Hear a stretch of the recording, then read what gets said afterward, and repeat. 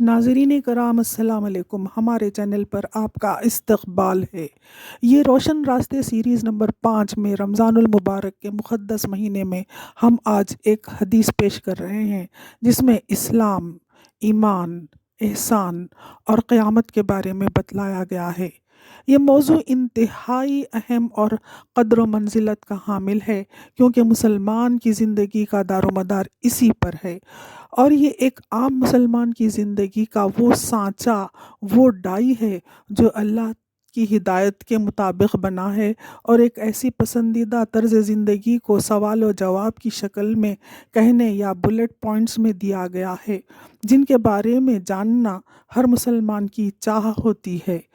خلیفہ دوم حضرت عمر بن خطاب رضی اللہ تعالی عنہ کہتے ہیں کہ محمد صلی اللہ علیہ وسلم کے انتقال سے چند دن پہلے جب وہ مدینے میں ایسی بستی میں جہاں سب ایک دوسرے کو جانتے تھے مجمع صحابہ سے خطاب کر رہے تھے کہ ایک ہستی نمودار ہوئی جو کسی سفر کو طے کر کے آئی ہو ایسا محسوس نہ ہوتا تھا، نہ بال اڑ رہے تھے، نہ کپڑوں پر گرد تھی۔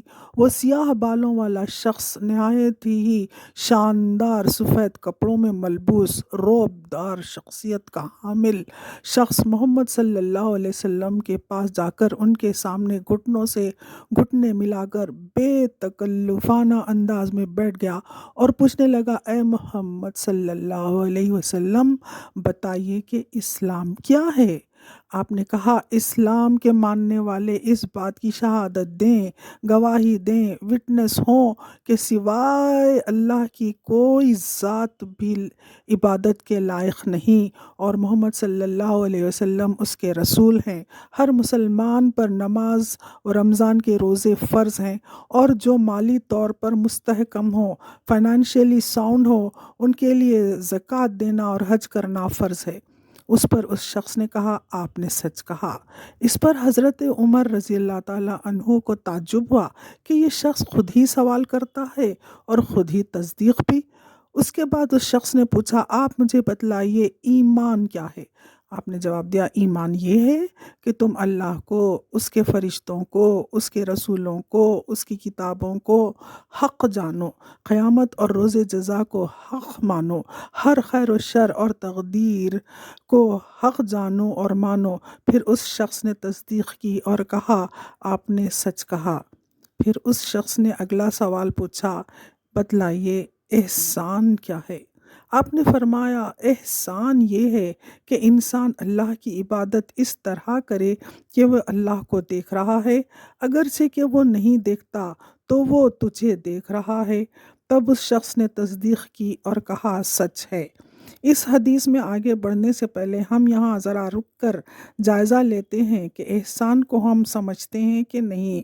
اگر سمجھتے ہیں تو شاید بہت کم، کیونکہ یہ عبادت، یہ احسان ایسنس ہے، حاصل ہے کہ بندہ چاہے میکینکی انداز میں بھی فرض کو انجام دے رہا ہو، نماز پڑھ رہا ہو، تب بھی اللہ اس کو دیکھ رہا ہے، وہ اس کا خالق ہے، وہ اس کی پرواہ کرتا ہے۔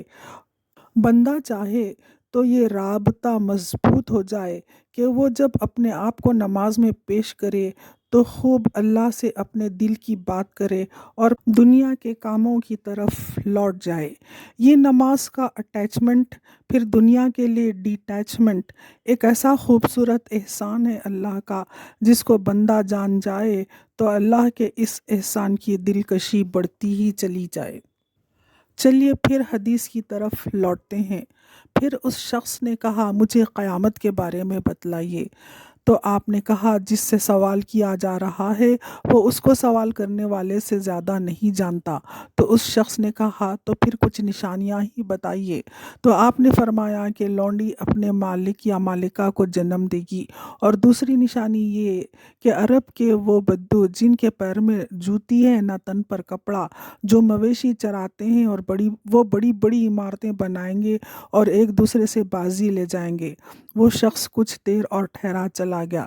حضرت عمر بن خطاب رضی اللہ تعالیٰ عنہ نے محسوس کیا کہ یہ انداز تو کسی معلم کا تھا، کسی ٹیچر کا تھا جو سوال پوچھ کر ذہن نشین کروانے کے ارادے سے آیا تھا۔ اس واقعے کو پیش آنے کے چند روز بعد محمد صلی اللہ علیہ وسلم نے پوچھا، اے عمر، کیا تمہیں پتہ ہے کہ وہ سوال کرنے والا شخص کون تھا؟ عمر بن خطاب رضی اللہ تعالیٰ عنہ نے کہا، یہ تو اللہ اور اس کے رسول کو زیادہ علم ہے۔ تب آپ نے بتایا کہ وہ شخص جبرائیل فرشتہ تھے، جبرائیل امین، جو انسانوں کی محفل میں دین سکھانے آئے تھے۔